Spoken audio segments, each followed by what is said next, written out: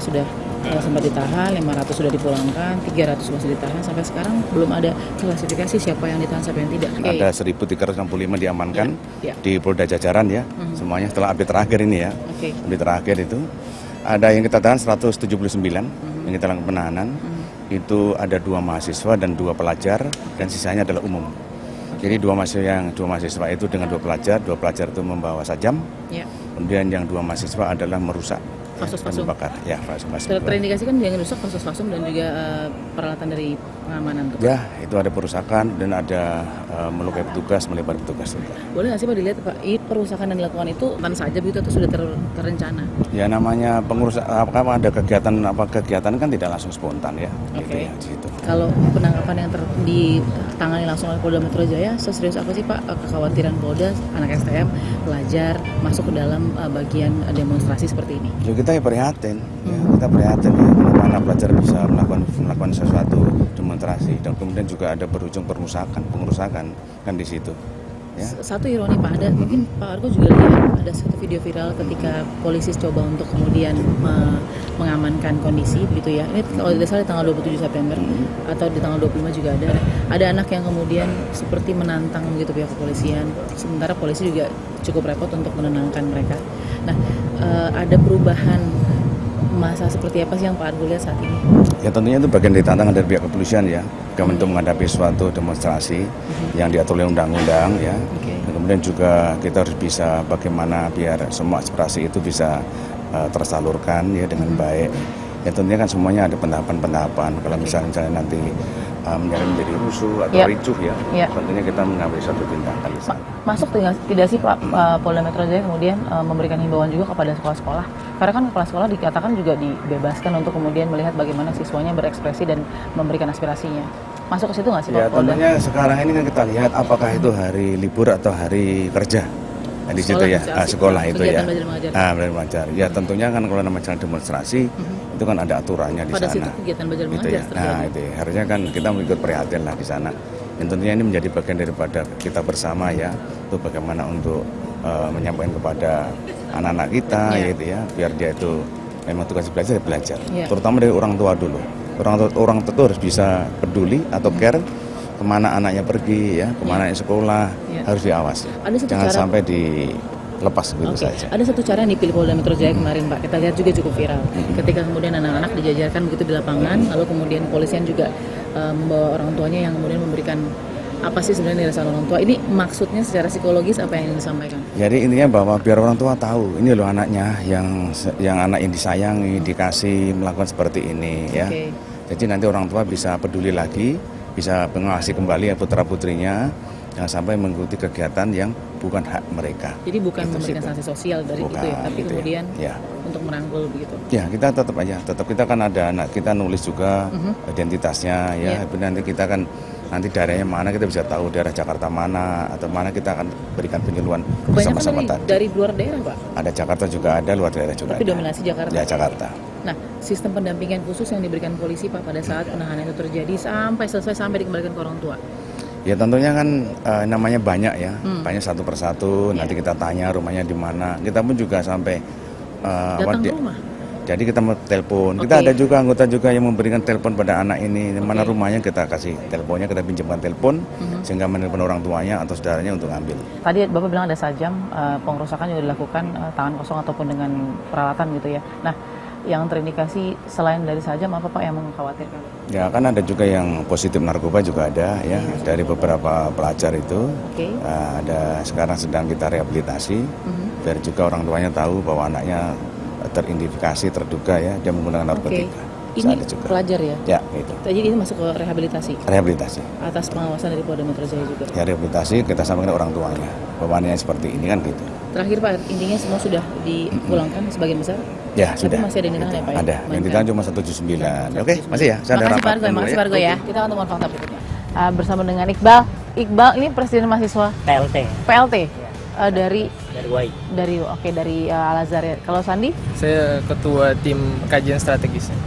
Saya ingin tahu bagaimana Iqbal menanggapi ini kan teman-teman ada yang luka juga, hak asasi yang mungkin Iqbal rasa ini harus dituntut keadilan dan segala macam. Sejauh apa juga teman-teman dari Al-Azhar yang lihat teman-teman yang luka nih, kira-kira keadilan seperti apa yang kalian inginkan? Kalau dari kita hanya ingin meminta untuk diusut tuntas dan kita ada titik terang ya. Karena ini kan mengenai harkat dan martabat kita, ya kan. Oke. Apalagi yang kita lihat banyak video-video beredar maupun cerita-cerita dari masyarakat Apa yang sih video melihat. beredar yang Iqbal khawatirkan, yang ingin Iqbal klarifikasi juga? Sebenarnya yang kami lihat itu, kalau terutama dari keluarga kami, mahasiswa Al-Azhar yang terkait Ical ini, ya, itu yang kami takutkan dipolitisasi.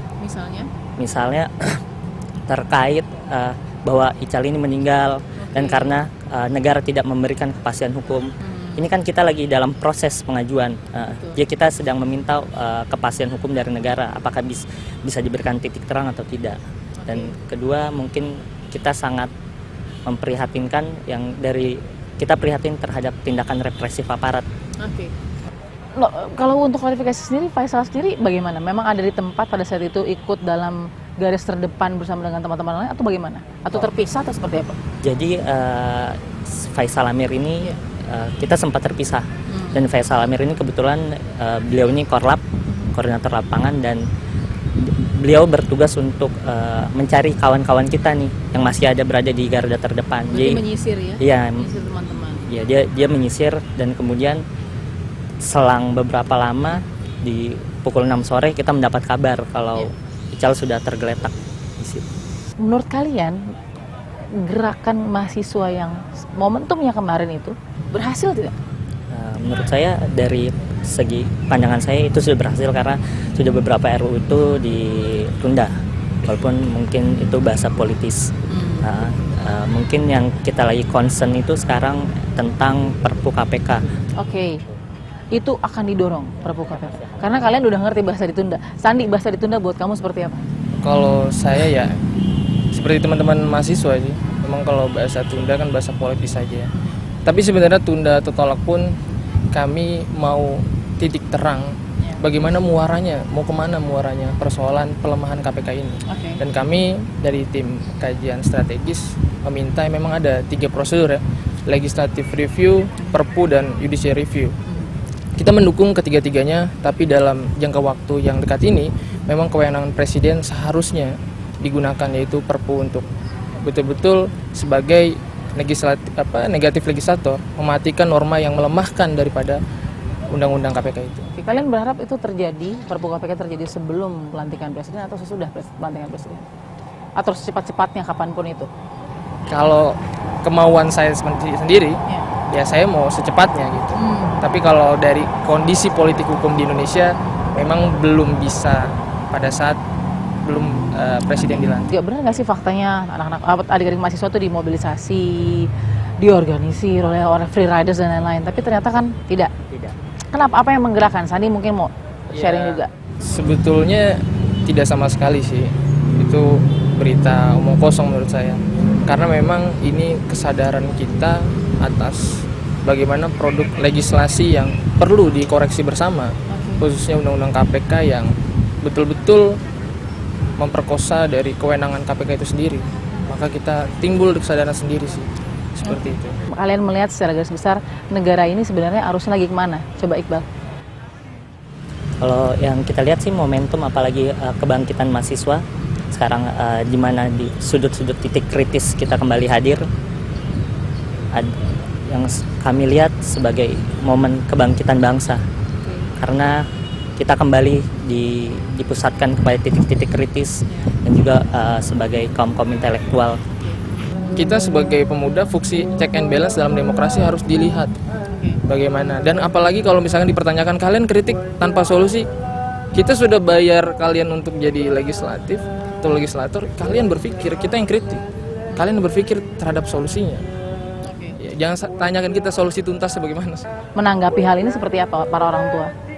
Kalau dari orang tua saya pribadi sih, alhamdulillah saya diberikan kebebasan untuk menjadi diri saya sendiri. Apalagi yang menurut saya itu sebuah keadilan, maka saya akan tegakkan terus.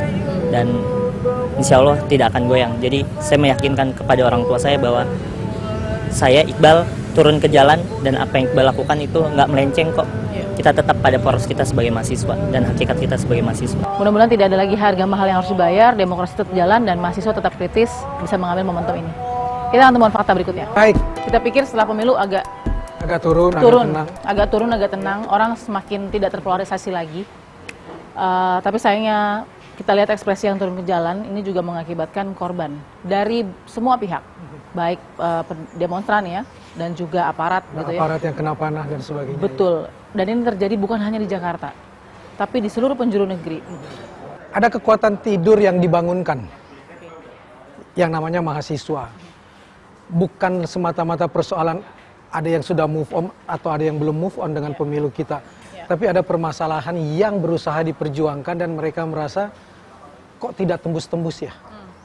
Ada orang yang merasa takut KPK dilemahkan. Ada kelompok yang merasa takut KPK terlalu super body. Kemudian rancangan KUHP yang begitu lama tidak terwujudkan. Tapi kok belum diwujudkan sampai hari ini. Dan menjadi sangat mendesak karena KPK kemudian bersuara dan merasa sangat dilemahkan. Berusaha untuk bersuara kemana-mana dia tidak merasa didengarkan.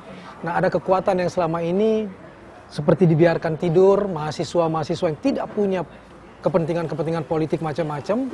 Mereka dipantik sedikit saja. Kemudian beberapa tokoh-tokoh di kalangan mahasiswa itu memang juga paham tentang permasalahan yang ada. Mereka bisa menyampaikan ke teman-temannya, akhirnya kelompok yang tidur ini bangun kembali.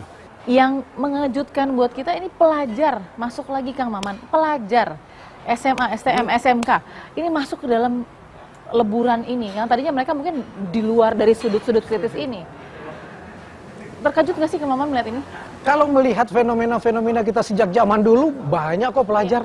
Di 66 ada KAPI, bagaimana mereka ikut memperjuangkan Tritura dan sebagainya. Ada tentara pelajar di usia 15 tahun ke bawah, mereka ikut berjuang. Ada kok semangat-semangat itu, sampai hari ini pun ada. Tetapi lagi-lagi kekuatan-kekuatan ini tidur kan. Kekuatan-kekuatan ini tidak muncul. Apa kesamaan momentumnya? Kenapa? Apa kesamaan momentumnya? Kesamaan momentumnya, lagi-lagi betapa media sosial itu bisa menjangkau mereka. Kekuatan hashtag, kekuatan tagar itu sangat dahsyat. Ketika ada tagar STM bergerak dan sebagainya, tidak cuma STM-nya yang bergerak, muncul dilihat oleh semua orang. Anak-anak SMA yang lain pun bahkan mengatakan STM aja bergerak, masa kita tidak?